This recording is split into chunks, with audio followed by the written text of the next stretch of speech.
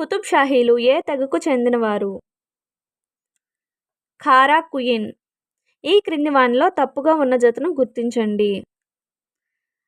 హలుడు, గాథా సప్తశతి, గుణాఢ్యుడు, బృహత్ కథ, శ్రీ బాలశ్రీ, నాసిక్ శాసనం, నాగానిక, ఎల్లోరా శాసనం. నాగానిక, ఎల్లోరా శాసనం అన్నది కరెక్టే కానీ సరి అయిన జత కాదు, తప్పు.